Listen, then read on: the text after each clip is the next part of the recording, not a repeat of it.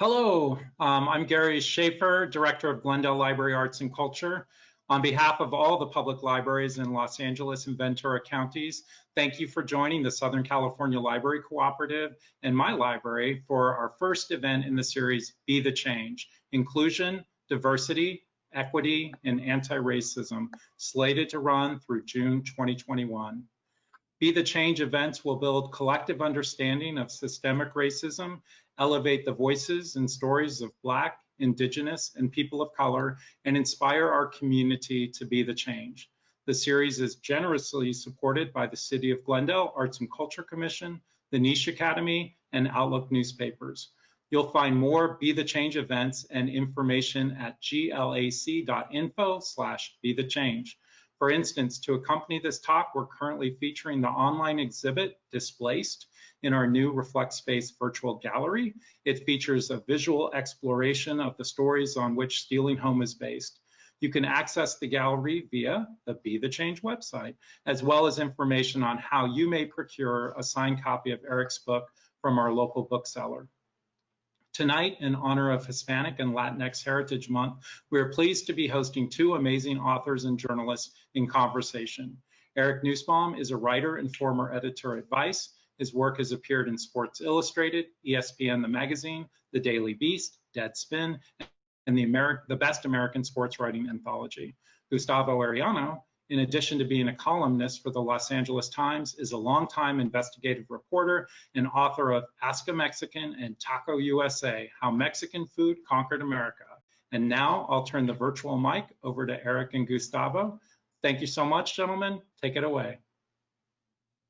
Thank you for having us. All right. Well, first and foremost, thank you everyone who's tuning in. One of the silver linings, of course, we're all looking for silver linings during coronavirus and COVID-19 and this very interesting year of ours in California, is that if we were doing this live, I think we would have gotten a good audience. We would definitely not have the audience. Right now, we're at 157 and still rising. That, you know, we would not have that big of an audience. So to all of you tuning in from wherever you are, whether you're on your phone, whether on your laptop, whatever nowadays, thank you so much. Thank you for joining us. I am Gustavo Arellano.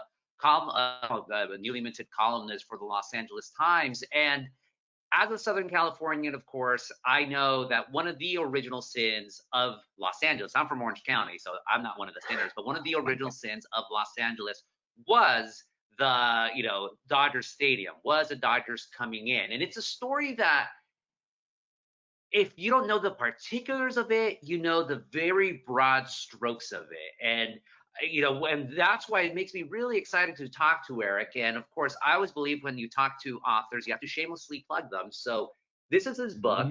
I'm special because I have the advanced reading copy of it, but you folks out in home could buy the hardcover, eventually the paperback, but it's called Stealing Home, Los Angeles, the Dodgers, and the Lives Caught in Between. And it is the story of what's now known basically as Chavez Ravine, of the city of Los Angeles, at least the broad strokes, but of course we're going to get into the particulars. The city of Los Angeles destroying, literally uprooting a Mexican-American neighborhood and all the families within it to allow the Dodgers, the Brooklyn Dodgers, who screwed over their fans, came over to a welcoming Los Angeles and of course have become the Titans of baseball, at least in Southern California. But of course, the truth, as they always say, is far more complicated than that, and that's what I'm going to talk to Eric about. So just to know how it's going to go, literally it's going to be a conversation. I'm a fan of Eric. Eric is very kind in saying he's a fan of mine. So it's just two guys talking about his book and just about the issues at hand. We'll talk for about half an hour, like 35 to 40 minutes. I always find it far more interesting to see what the questions come from the audience. So please do ask your questions within the chat. I think there's an email that you can also send it to. I'm sure someone will say it in a little bit. Hit us up on Twitter, whatever it is, but we also want to talk to your questions. So Eric, the obvious one for me, first and foremost, thank you for doing this, but here's a story. It's been turned into an album. It's been turned into a documentary. There's a play done on it. There's been academic studies. It lives in the ether of Southern California. So why did you write this book? Why at this moment in time? And why should people pay attention to your book and your book alone as opposed to all these other works? First of all, thank you for doing this too, Gustavo. No, Second of of course not. all right, so I'll answer backwards. I don't think you should pay attention to my book alone out of all the stuff in there. I think my book is part of a conversation and part of a body of work about this subject and about the city that hopefully adds something different to it. What I would say that my book adds to it is probably, I mean, I think it's good storytelling. I think it's a focus on the individual lives of the people who lived in these communities and how they resisted and had agency and acted on their own behalf before, the events that led to Dodger Stadium and then during those events. Um, and I think I told the story pretty good. And that's to me what was kind of missing was that there's a lot of academic work on it, really good academic work. There was an album by Ry Cooder that's pretty out there and compelling, but it's a concept album. There's a satirical play, from Culture Clash, but I didn't really feel like the story had been told as a story and in a narrative way that um, kind of captured the significance and the emotional impact of everything that happened in LA to lead to Dodger Stadium. And that's all the hot seat I'm going to put you on. So don't worry, you don't have to defend your work at all and anything. But I wanted to set it up just because it is such an amazing book. Like everything that you talked about, they're all classics, frankly, of Los Angeles and history and culture. Ry Cooder's album, I mean, it has everyone from Lalo Guerrero and the legendary Chicano Pachuco singer and just legend singing. Some Pachuco swing, you have Quetzal, you have all this amazing music. Then you have Culture Class, a great, basically the Greek tragic comics of the Chicano experience, telling, dramatizing the story of Chavez Ravine through Fernando Valenzuela, of all people. And you do have some of the stories. There's like some things people know, like, oh yeah, there's Mexican families here. There was some sort of talk about, public housing, which now more than ever, affordable housing still remains such a huge subject, but never the background of the key players that happen. And not just, of course, the O'Malleys or, the Los Angeles Times for that matter, but also the families involved in it. And just in case there's someone tuning in, we're now at 177, 178. Give the very, very quick summation of what is the controversy that happened at Chavez Ravine that your book talks about. Yeah, absolutely. So, I mean, I would even start by saying calling it Chavez Ravine is like a misnomer, and it's a historical misnomer that, might be inescapable at this point, but the communities that were evicted didn't call themselves that. It was three communities in those hills where Dodger Stadium is now. Palo Verde was the biggest, and then La Loma and Bishop. And they kind of were formed in the early 20th century. Like the 20s is when they really started to grow. And my book follows one family, the Arechiga family for the most part, and their matriarch, Abrana. Look at that. Gustavo showing you the maps from the book. Beautifully illustrated by Adam Billis. Yeah, so do not be distracted if I just show random stuff. Maybe you want to call out what it is. Like, here's Gustavo showing. So here's Palo Verde. Here's the barrio right there. So the little box on the top, I'm pointing, but nobody can see it, is the police academy, which is still there in LA. And so the book follows this community and this family, the Arechiga family, as they settle and make an immigrant life in the United States, work really hard, save money, buy property, do all the things you're supposed to do, send your family off to war. And everything gets changed in the late 40s after World War II when there's a housing crunch in LA, which might sound familiar. And the city decides they're going to build a lot of public housing. And this was a time when public housing was not yet as sort of stigmatized as it is now. I mean, it was definitely stigmatized, but it hadn't like fully crossed the threshold into full stigma. So I talk about this housing activist named Frank Wilkinson, who was sort of leading the charge on public housing. And he's leading the project that's going to replace these neighborhoods. Initially, the neighborhoods were going to be cleared out to build Elysian Park Heights, which was a massive, ambitious public housing project, 3,000 units, beautiful architecture, and it was going to change the face of LA. I imagine if there was 13 giant towers on the hill where Dodger Stadium is now. And before that could get built, Frank Wilkinson was blacklisted as a communist. Public housing was wrapped up in the Red Scare. Real estate developers in LA kind of used Red Scare politics and Frank's Communist Party membership to kill public housing effectively. And so you have these idealists who think they're doing the right thing by kicking out a vibrant community, which was misguided. And then you have sort of the, I guess, you call them the bad guys in the story to a certain extent, but the big shot developers who then manipulate politics and the media, especially the LA Times, to destroy the public housing project that was going to destroy the community. So it's sort of this like one big fish eating a bigger fish, eating a smaller fish kind of situation. Yeah, no, I was going to say the LA Times was not manipulated at all. We gladly cheerleaded the eviction of these Mexicans and the red baiting of Frank Wilkinson and all the other bad stuff that the LA Times used to do in the past. I know, I'm surprised they let you do this talk right now. I know, the truth is a truth, of course.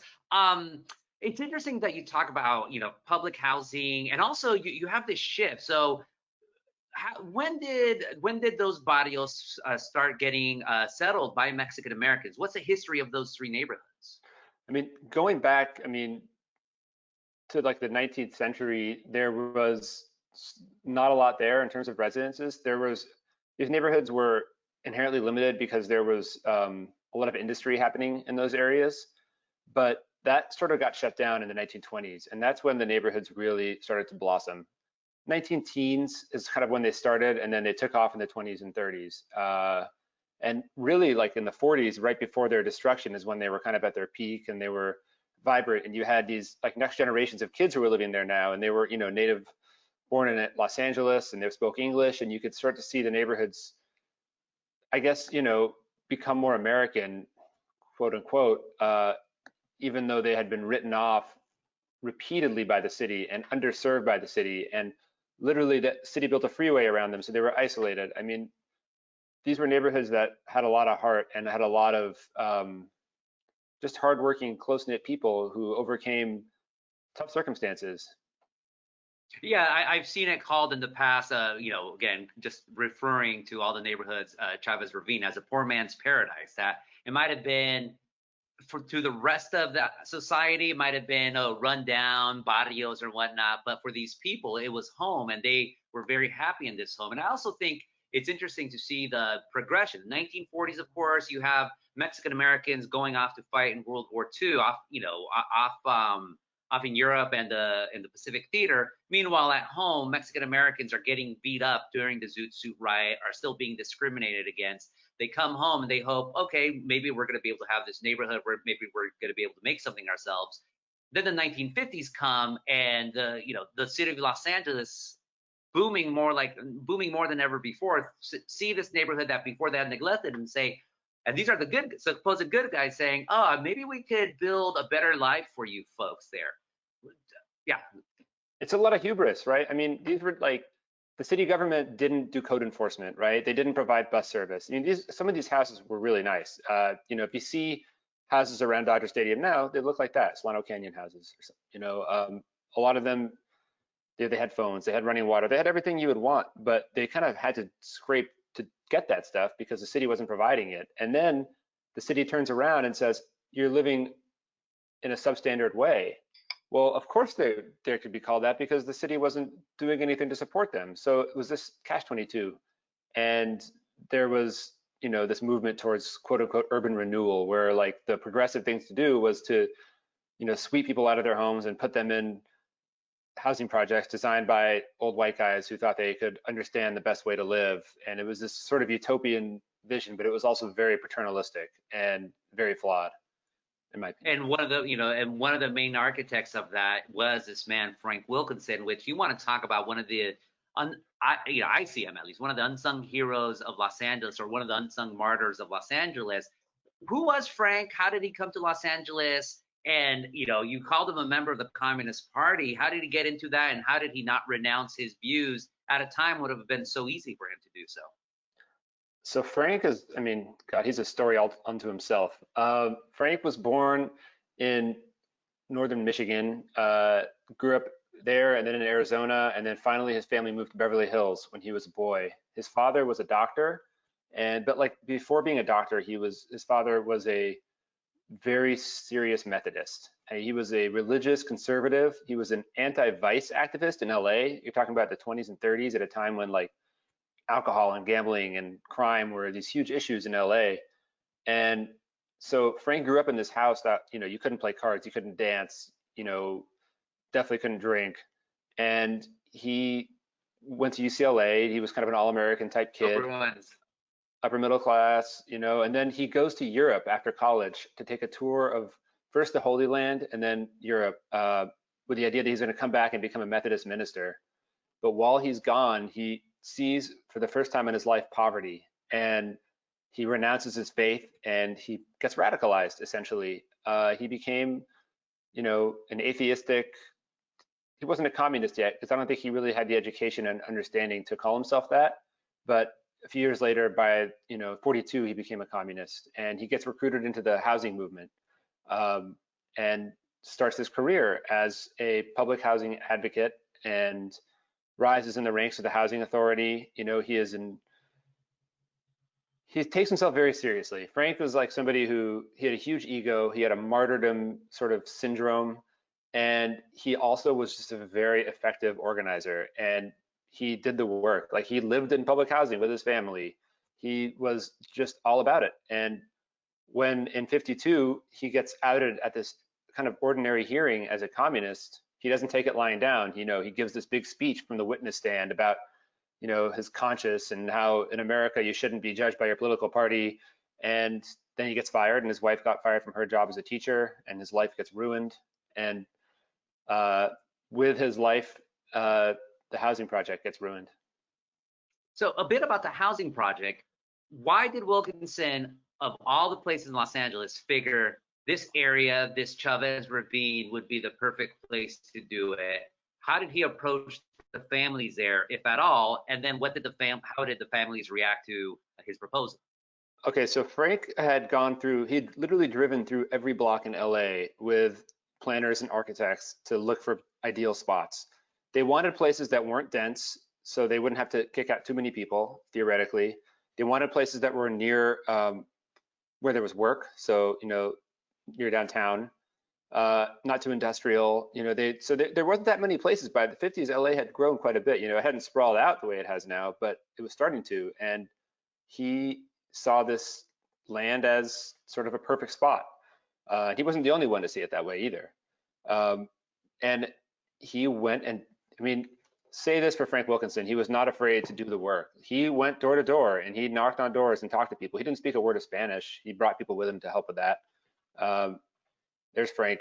And he, you know, rustled up all the support he could get. He recruited the church. He recruited the teacher in the school. He, you know, everything he could do to get Palo Verde, especially, and the institutions on board with him, he did it. And it still was probably not enough. And so the residents, how did they respond initially? It was mixed. You know, people were obviously unhappy. You know, you get a letter in the mail saying, we're taking your house and this is how much we're paying you for it. That's not a situation anybody wants to deal with. Yeah. Eminent domain. And it was one thing in the beginning when it was a housing project, and that's offensive and hard to cope with. But once the housing project was ruined and there were still some residents who hadn't sold their homes yet, and there was a time between, you know, when the housing project was scratched and when the Dodgers came, and these folks were just saying, well, if you're not going to build a housing project, give us our houses back. And the city didn't do it. There was not a lot of regard for the feelings or for, you know, fairness when it came to the residents of the communities. No, because they were Mexicans. Of course there wasn't. Early 1950s Los Angeles. So there's, of course, well, how many, at its height, how many people lived in Palo Verde and the neighborhoods there? It was like about 1,000 families. So it was not a small amount of people. So 1,000 families, not 1,000 people. No, 1,000 families. I say that, I wanted you to emphasize that just because, again, in the retelling of the story, it becomes like this just very vague. Mexicans live there. No one says how many. People figure, oh, it must be a couple hundred people, or especially the way you have, Chavez Ravine and all that. Like, not that many people must have lived there. But no, we're talking about 1,000 families. It's a neighborhood. It's a neighborhood just like any neighborhood left in Los Angeles. Yeah, and I mean, it's not just like, and I think that's we were talking about the phrase Chavez Ravine. One of the things that frustrates me too is that it evokes, I think, this like stereotypical like Mexican Puebla image of like a donkey walking down the street and like 3 houses. It was not that. These were like dense neighborhoods with different businesses. Movie actors lived there, lawyers lived there. It was a real place with different kinds of people, and wasn't all Mexican either. It was a community that had a lot going for it before it was torn apart. Yeah, so 1,000 families, that bunch of houses, but you start focusing on this house right here. And I'll just read the address: 1771 Malvina Avenue. What is the story of this house? So that was one of the houses owned by Abrana and Manuel Arechiga, who are they're the heart and soul of this book. And you asked me earlier what my book has that other stories don't. I think it's their story, and as I read about these events, they always came up in it, and I never really understood why they weren't written about more. So I tried to write about them the best I could. Abrana and Manuel were kind of matriarch and patriarch of their family. They had kids. They had come from Zacatecas, from a small town, and then they had lived in Arizona. To give you the quick version. What's the name of the small town? I'm from Zacatecas, so I always have to ask. Monte Escobedo. That Monte Escobedo is where the best cheese from Zacatecas is from, and if you know your Mexico, Zacatecas makes the best cheese outside of the Mennonites, and Oaxaca too. So go on. There you have it. I like that Oaxacan cheese. So they had, Abrana came when she was a teenager to Arizona. She was pregnant when she came with her first baby from her first husband. She lived a hard life to get to LA, and they bought land in Palo Verde at 1771 Malvina. That's the young Abrana. In 1922, they eventually owned 3 conjoined properties with 2 houses on them. Abrana and Manuel had 5 kids, plus Abrana had a daughter from her first marriage. They lived a life, they raised kids and grandkids. They had a garden. Abrana was a feisty personality. She was known in the neighborhood as Two Guns Brooks, a cowboy nickname. She would stand on her porch and yell at people as they went by. And Manuel was more of like a sly joker, kind of funny, delightful guy. He would play pranks on Abrana. He used to make whiskey in the basement of his house, even though they lived a block away from the police academy. They were characters, and they also were very proud, hardworking people, and they did not want to give up their land that they had earned and houses that they had built by hand. All these families, but immediately the press and activists start latching on to them. What do you think was it specifically about their story that resonated with the press then, and even resonated to you so much? Well, for me, it was how their story ends. So I was curious. I kind of worked backwards a little bit with what drew me to them. Abrana and Manuel, first of all, they refused to leave, and so that set them apart from most other families there. And they, because of a lot of legal technicalities some of them are still mysteries, as I read in the book, they were in a position where the city had the capacity years later, talk about 1958, to evict them. So the city and the Arechigas had gone through this sort of years-long fight over the property, with them suing back and forth. The city would send like dog catchers to round up their dogs and things like that to mess with them. The city tried to take their home. Well, they technically took it and tried to rent it back to them, but then they couldn't rent it back to them because the city had already designated the land as a slum, so it would have made them slumlords. Slum was a legal term in the 50s, believe it or not. Yeah. So there's this kind of round and round thing going on with the city and this family. A few things that separate them: they weren't afraid to use the press. Like they would write letters to newspapers. They would go down and protest at City Hall. And finally, it was the fact that they were forcibly evicted from their homes on May 8th, 1959, and it happened on TV, and it became a huge national story. We're jumping a little bit ahead of the story. That's 1959. Let's dial it back a little bit. We have Frank Wilkinson getting fired from the job. The whole public housing project just collapses because Los Angeles does not want well, in the 1940s, they were building for so many, just in general, just to pack people into the cities because of World War II. Now all of a sudden it's anathema. At what point do the city fathers say, you know what, this might be a nice place to build a ballpark here? And before that idea happened, what other thoughts were there to, obviously the thought was not, let's leave the neighborhood alone, let's leave the families there. What other proposals No, were obviously not. built for that? So once the housing project is scratched, and that happened in '53 officially, LA Really elected early on, yeah. a new mayor named Norris Polson.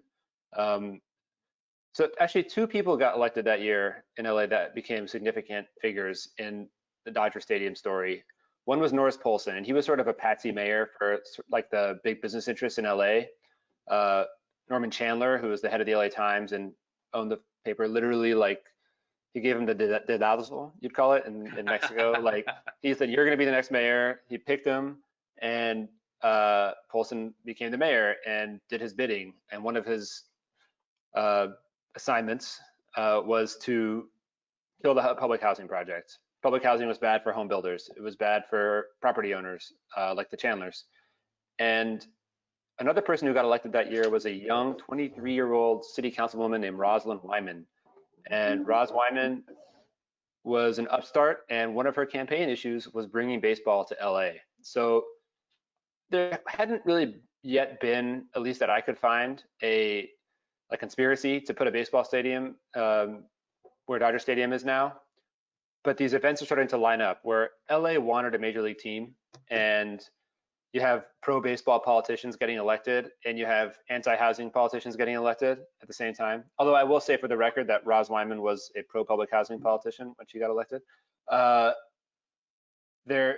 These events start to kind of come together, and the pieces of the puzzle are falling into place. But it's hard to say exactly whether or not that was, part of some grand conspiracy or whether it was just a coincidence. Well, what's a more likely conspiracy, Dodger Stadium or the Pacific Electric cars being taken out for regular cars? Ooh, I don't know. I feel like the Pacific Electric one has gotten a lot more press. The Roger Rabbit movie. Yeah, exactly. I was about to say Roger Rabbit. And so meanwhile, here you are in Los Angeles. And of course, all these Angelinos want a baseball team because Los Angeles is now a city on the rise. The Rams are already in town, right, by that point? Yeah, like 50 or 51 they started, maybe 49. They're playing the Coliseum. We're starting to become a quote-unquote big league city. Meanwhile, what the hell is going on in New York, in Brooklyn specifically? Okay, so while this is happening in LA, Walter O'Malley, the owner of the Brooklyn Dodgers, is trying to get a new stadium in Brooklyn. O'Malley really was a big time guy. Like he was an important owner in baseball. The Brooklyn Dodgers were the best team in the National League. He felt strongly about like what baseball should be as a business model and as a fan experience. And he thought Ebbets Field, where the Dodgers played, was lousy. It was falling apart. It didn't have enough parking. It wasn't close to transit.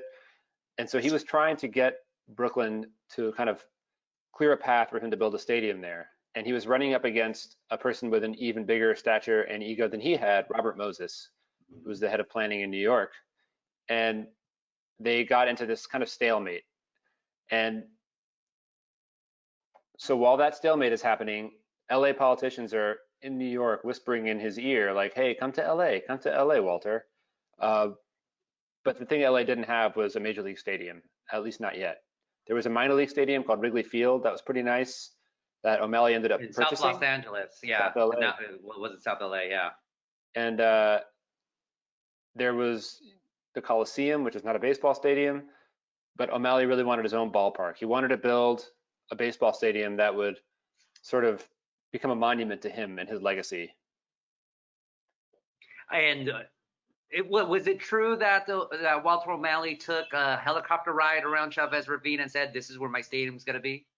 Yeah, I mean, it wasn't like that exactly, but he was placed in a helicopter, LA County Sheriff's helicopter, and he was given a ride around, but they had already been kind of trying to sell him on that location. So this land sat mostly empty, but obviously not totally empty because there were still families living there. And you're talking about the Arechiga family and their neighbors living there as like houses are getting moved down the hill to other parts of the city. That's how nice the houses were. They were getting moved. as like giant trucks are coming in and out in this sort of like slowly kind of emptying neighborhood. And while this is happening, the city is looking at different options. The LA Zoo almost was built there. They talked about building a college, an airport, all these different things. But they get the idea that it could work for a ballpark. And it's at the confluence of freeways.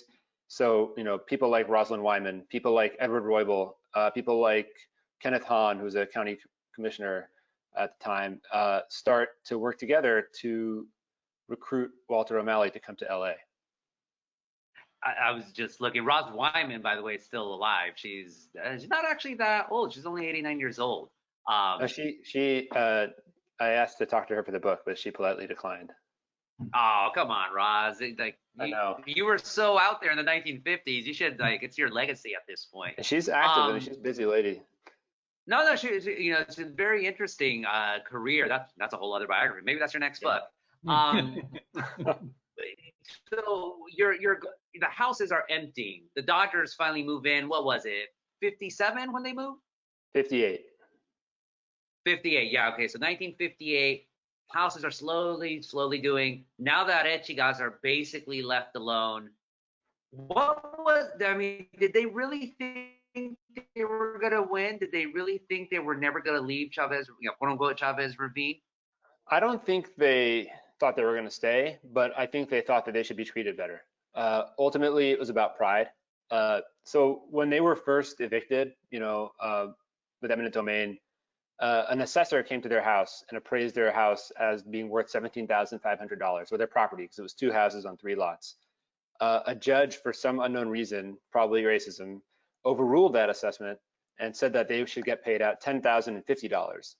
And that $7,500 difference became their cause, basically. It says, you should pay us what our houses are worth. You should pay us fair. You should treat us with respect and dignity. And who knows if it was really about that, but it was about that in the sense that that's what they asked for. They asked for the $17,500 and nobody would give it to them. So they didn't leave.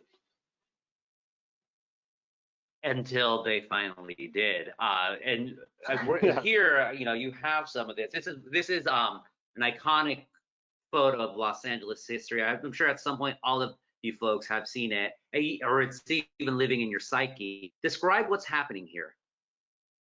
That is Lola Vargas, who is the daughter of Abrana Manuel, a war widow, and she was pulled out of the family home. So the family is evicted May 8th, 1959, and it was a lot of build up to this event. Like, everybody knew it was coming. They've been talking about it in the city council, arguing about it, and so that morning, the media is waiting when sheriff's deputies come up the hill to take the family out of their house, and they don't want to leave. So Lola was physically carried by the hands and feet by sheriff's deputies down the front steps of the house and put into a squad car, separated from her daughters. And that is a drawing of the moment when she's kind of struggling before they literally pick her up again and put her into the police car.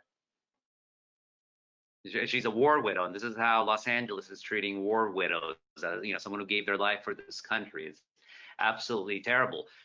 The family then. Who else in the family of that particular date? How does the rest of the family leave? So some of them don't leave. Most of them stay. Their house gets bulldozed that day, so their stuff gets removed. They get kicked out. The city brings bulldozers to knock the houses down as they're standing there watching, crying. Babies screaming. TV cameras running, and instead of leaving, the family pitches a tent and they say, we're staying. And so they begin this sort of protest. Abrana told one of the newspapers, I think La Opinión at the time, like, we came here, we started in a tent, and if we have to leave here in a tent, we'll end in a tent. Like, they had lived in a tent when they first moved to that property and built a house by hand, living in a tent. So for them, it was sort of a full circle moment, I guess. Wow. And meanwhile, that 1959, the Dodgers are, the city is falling in love with the Dodgers, who's on their way to win a World Series. You have Wally Moon hitting his moon shots at the Coliseum, and everyone's just waiting. Like, you really think the Dodgers are good now, playing that weirded out Coliseum? Just wait until we have finally the stadium that we've been dreaming about for so many years. Yeah, there was a brief moment when the Arechiga family had a lot of sympathy. And that moment ended pretty soon after the evictions, when it was revealed that extended family members own different property around LA. A lot of the sympathy in LA from the press and from politicians even was predicated on the idea that they were making their stance out of desperation and poverty, not out of principle. And when it became clear that they were making a protest with something that they thought was wrong, then everybody said, oh, they're mooches, they're bad people. It became just another racism thing, basically. Yeah, who cares about property rights? No, they're mooches because they could go somewhere else. Somehow their property rights are invalidated, the very property rights that the Times was inveighing against when they were lambasting public housing. Yeah, it's actually kind of ironic. Some of their best allies in the LA City Council were far right libertarian type council members whose constituencies were all small property owners, and they didn't like seeing this. That's so funny. And then the book, it's interesting where you leave off with the book. Like you sort of you spend so much time in a couple of decades in really the 50s, and then the rest of it, like the Dodgers and what they meant to Los Angeles. You kind of go zoom really quickly. You do talk about an Arechiga who works at Dodger Stadium as well. But why did you decide to end the book on that note? Like instead of trying to focus on sort of the legacy of this incident, although I know the answer, but yeah, explain how you ended the book.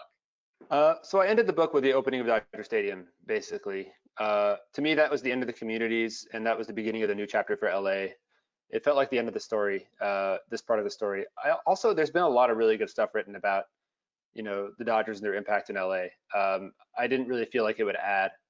I also, and I'll say this one other thing. I think the story gets compressed a lot, and one of the ways it gets compressed to me is that the quote unquote version is the Dodgers screwed over Mexican people, and then Mexican people were happy when Fernando came. And I don't like that narrative. I think it's really simplistic, and I didn't want to continue it, basically. No, I know I seem like I thought your ending was a little bit short, but I actually liked it that way because it really does put the focus on the families. It puts the focus on the neighborhood. The Dodgers, we all know what happened with the Dodgers. We all know basically that you have an entire generation, especially of Mexican-American Dodgers fans, like, oh yeah, that was sad. Hey, look, Clayton Kershaw is going to win the Cy Young Award, or, Corey Bell, or, screw the Astros, they're cheaters or whatnot. What, if anything, do you think the Dodgers owe to, especially the Arechigas, but also the memory of these neighborhoods that, even though supposedly they weren't a part of eradicating them, they nevertheless are a part of that history? I would say that, first of all, it's not my place to make that call. The people who live in those communities, Just doing it. Come the on. ones making that call. There's a group that is called Buried Under the Blue that consists of descendants of the communities, and they have a lot of support from kind of elders who are still around. And there's other elders who are still around who are not part of that group. But Buried Under the Blue has called for 3 community centers to be built, one in the name of each community as a possible place to start. I think that'd be really great. I think that it would be great for the Dodgers and the city, because I don't think it's just the Dodgers. I think it's a crime of all of LA to literally acknowledge this and to begin to talk about it, and not to keep it weirdly secretive and pretend it didn't happen. I think it's disrespectful to give a Dodger Stadium tour or whatever and not really mention this. I hope that starts to change. Yeah, especially at a time where we are reckoning with, the hidden histories of all, all the United States, especially talking about the, de-romanticizing what's happened in the past. I always say, like, if it's history, you should talk about this history. If you can't deal with the history of the past, and that says more about you than the person telling the history. Yeah, I mean, I always think of it, people ask me if it stops me from being a Dodger fan or a baseball fan to write this book and to care about the story. But to me, if you're a fan of something and if you care about something, you should want to be critical of it and be thoughtful about it. And you're happy to criticize Cody Bellinger for striking out, or a bad trade, or parking prices going up at Dodger Stadium. But why not? For choking all the time. why not be critical of like the team's history too, and why not think about that in the same way? I think that's, you know, our obligation as citizens. Awesome. We're gonna get questions, folks, in a little bit. I just have a couple more questions for Eric, so please send them via chat and whatnot. Books. Why should people buy your book then? I mean, they just heard the 45-minute version of it. Why should people buy it? Oh, it's a good story. I think it's really truly like an entertaining and like compelling page turner. I've tried to write a book that, you know, you're going to care about the characters. They're not characters, they're real people, and try to, you know, respect them and honor them. Hopefully you learn something about LA. You know, the book is pretty expansive. You know, it's tightly focused on these families, but it's also, you know, about how LA grew, kind of the legacy of baseball and American mythology, all these, you know, USA-Mexico relationships, all these different things. And I think it's a fun read. No, it really is a beautiful read, folks. Obviously, if you don't know already, I like to tease, but if you care about Los Angeles, you will buy this. If you care about sports, you will buy this. If you care about Mexican American history, you will buy this. Urban planning. I mean, it's funny because, you know, I wanted to obviously wield this copy, and so I went into my room where I have all my books, and I thought I had this book under the sports section, and it wasn't there.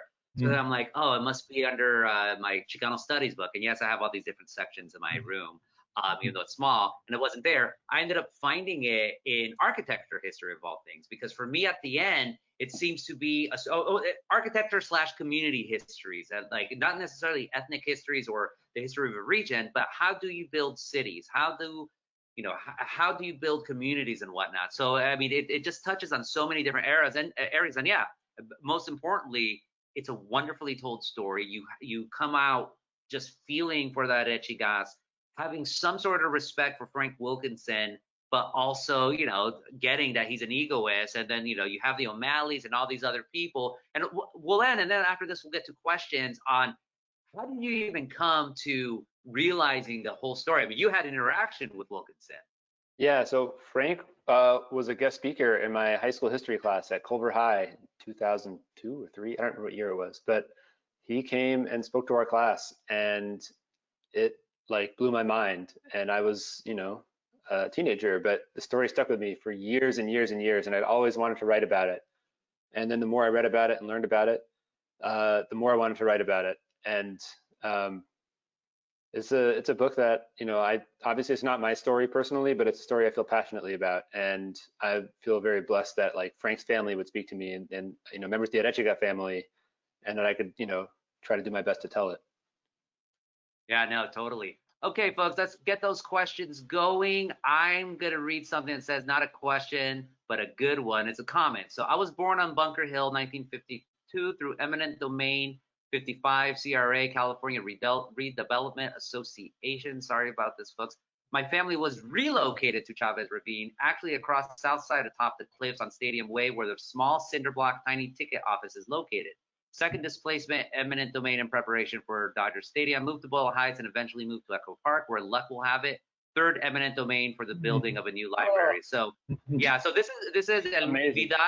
Yeah, Vidal Herrera. He's actually he's the artist behind this amazing poster called Greetings from East LA. If you go to Guisados off of Cesar Chavez, you'll see like a big print of that. So yeah, I mean, it really in many ways, the story of Los Angeles is a story of eminent domain, of communities of color.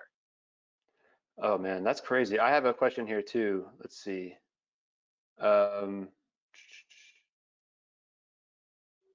This isn't really a question so much as a comment. Oh no, there's a question. Let's see. So 2 questions in this one. Liked how I started in Arizona, made it a narrative of the families moved to LA. So the book starts with the Wilkinson family and the Arechiga families living in Arizona at the same time, near each other. And at what point did I make the decision to use such short chapters for the book? You know, it sort of happened organically. I was hoping to kind of keep the story moving, and at the beginning of the story, there's not as much tension, and I had to kind of create a device for that, a little bit of a writerly trick.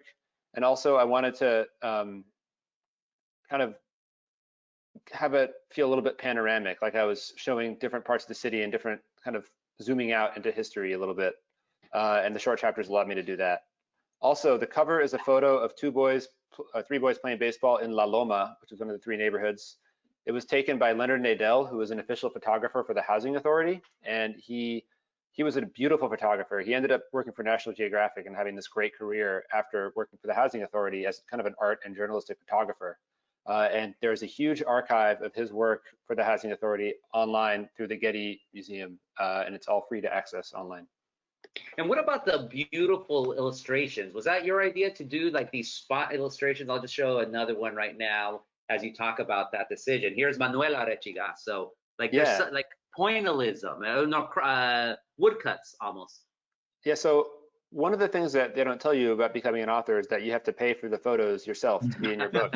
And I didn't really want to spend money on photos that I feel like you could easily find Googling. I didn't think it would add that much to the story, but I thought illustrations would, and kind of give you a sense that you're in almost like you're in a novel, even though it's not a novel, it's nonfiction.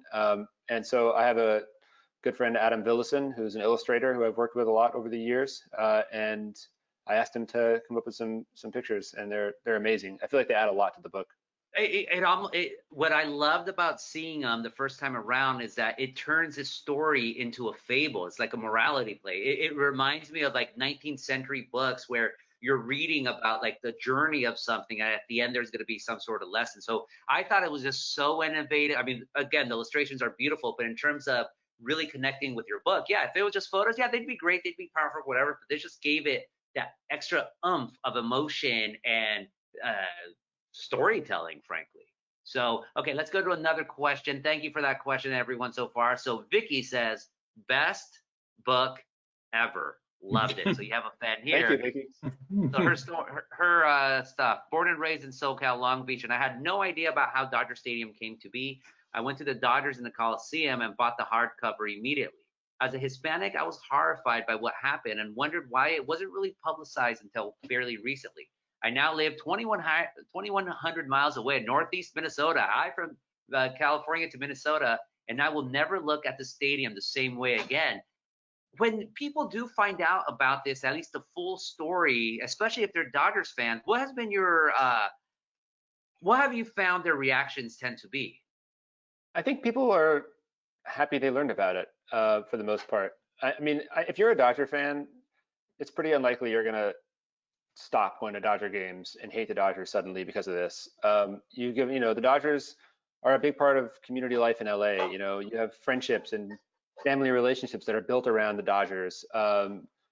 They're just a big part of the city. And that said, I think you can look at Dodger Stadium differently when you're driving in. You can think about it for a few minutes even when you're going to a game or you're sitting in traffic. Like, I think that's a good place to start. And I know that for me, when I'm at a Dodger game now, if we ever go back to sporting events, I will probably one glorious day, if they still let me in, think differently than I did before I wrote the book. You know, there's still some structures left from those neighborhoods, and you mentioned earlier a police station. But what vestiges of that past of Palo Verde and the other neighborhoods remain? Besides the ghosts, of course. I mean, the ghosts are still there. The neighborhoods are pretty much gone. A lot of them are buried under, like, when the Dodger Stadium project happened, it involved a lot of earth moving. Like, the elementary school in Palo Verde was literally buried under the parking lot in center field. It's still there under the parking lot, speaking of ghosts. But there's neighborhoods that were nearby. Solano Canyon was almost like a connected neighborhood to those, and now it's still there. You can still see it. Some of the houses that were there got wheeled down the hill and became part of Universal Studios, and like the set for To Kill a Mockingbird was built from houses where Dodger Stadium is now. So there's they're around LA. There's a little stretch of Boylston if you're on Stadium Way, like kind of overlooking the center field parking lots. You can see those houses and kind of get a sense of what it might have been like. Awesome. You have any questions on your end? I think our bosses are splitting them. Oh yeah, here we go. Did I see Don Normark's book, and did I like his take on it? His pictures are worth 1,000 words. You really get the beauty of life from his wonderful pictures. Yeah, his book's beautiful. Don Normark was a photographer who came into the communities, mostly La Loma, I think in like 1949, and took all these amazing photos that were then rediscovered like 50 years later. they're powerful, beautiful photos. They were the basis of a documentary that was made a few years after that, like early 2000s. Yeah, I have 2 copies of that book in my house, actually. Let's see, anything else here? From Carol, have any current or prior Dodgers been interested in the history of Chavez Ravine? Not that I know of, no. Maybe some have been interested. I haven't spoken to anybody about it. You know, I think it'd be great if there was a, you know, a change there, but nothing yet. Truth and Reconciliation Committee almost. Yeah, I mean, it seems like it has to happen. It seems like an opportunity for the team to also come to the community and, you know, say, we're doing this. You know, the O'Malley family hasn't owned the Dodgers for years and years and years. The people who were in government in LA in the 50s that did all this have not been in government for a long, long time. The LA Times has had a few different ownership groups, as you know. I think that if these institutions started to look critically at their past and take some responsibility, it would be a really good thing.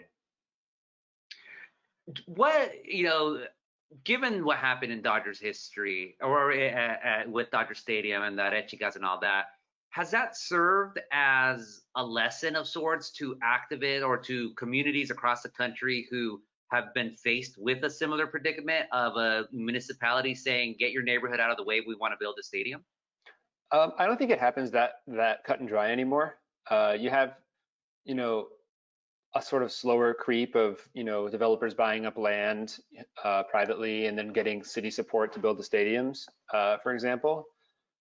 The Staples Center was actually a pretty good example where, like, the city banded together to get a bunch of stuff. Like, residents nearby said, we're not going to take this. And I don't know the details of it specifically off the top of my head, but yeah, basically what happened was community activists, mostly unions, they made the city enter into a community benefits agreement, which basically guaranteed union jobs, which guaranteed a certain amount of amenities for the cities. And that's sort of the trick that teams and cities now use. I mean, you're seeing this in Anaheim as well, where Angels owner Ari Moreno is trying to build, or is trying to buy the land around the stadium and the stadium itself to build, like, basically his version of the Glendale Galleria, or no, the Americana in Glendale. Sorry, I don't go to Glendale that much, unless it's only go for the library of all things.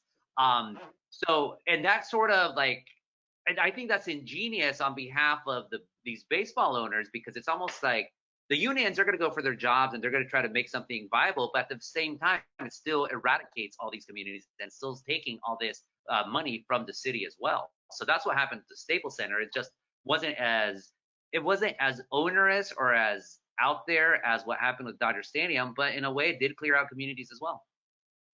Yeah, and it happens in Inglewood right now too. It's going to happen more with Clippers Arena that's coming.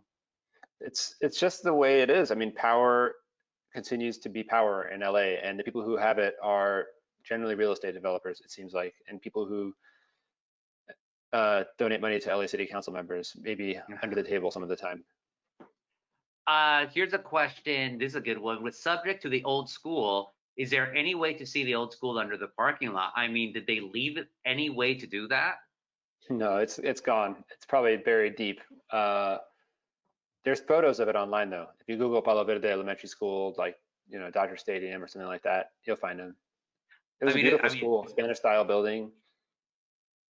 I mean, for crying out loud, we could excavate Grecian ruins from 5,000 years ago. The Dodgers could at least pay for some sort of system so people could see some artifacts of that era. You know, I'm remembering in New York City, I forget where, but there's like a glass case on a sidewalk where you could see like some of the last remnants of New Amsterdam. So we're talking about the 1600s. If New York City could do that, come on, Dodgers, you can do that as well. Or at least find that umbilical cord near third base. I would love it if they did something like that. I think it'd be great. They have to get the tanks out from the gas station they built in center field first. Request that you slow. Okay, milk it. Talking too quickly. We're supposed to be talking slower. Sorry, Chuck. I talk fast. That's how I do it. One final question on my part. what's the importance of learning these histories though? Like, what's the importance? I mean, we talked about it in a little bit, but I really want you to like hone in on why should we know these uncomfortable histories? How does that make us grow as Angelinos, as Southern Californians, as Dodgers fans, as just humans? I mean, it's going to sound corny, but like it prepares us to deal with the present. I did not set out to, like, you asked me why now in terms of the book earlier in the talk. I think it was your first question, and I didn't answer it. And it wasn't really a why now for me. It was just sort of, this is the book I really want to write, and I care about the story. But as I was writing it, I mean, I was writing about corrupt city council members taking bribes from real estate developers. That just happened. I mean, there's a council member in jail right now for it in the last year. I was writing about fake news. Jose Huizar. I was writing about, media with an agenda. I was writing about all these issues, housing shortages, gentrification, or, the version of that existed at the time. And I kept on thinking, oh man, it's still happening. Nothing has changed. As I was researching the book and then writing the book and now promoting the book, I have the same feeling. Like, it's a circle.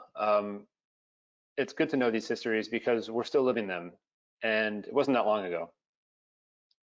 Those who forget the past are condemned to repeat it, as that cliche goes. I'm going to read one final thing, then we're going to wrap up. On Thursday, November 5th, 2020, author and attorney Walter R. Echohawk will discuss his book, In the Courts of the Conqueror, the 10 Worst Indian Law Cases Ever Decided, in conversation with Autry Museum President and Chief Executive W.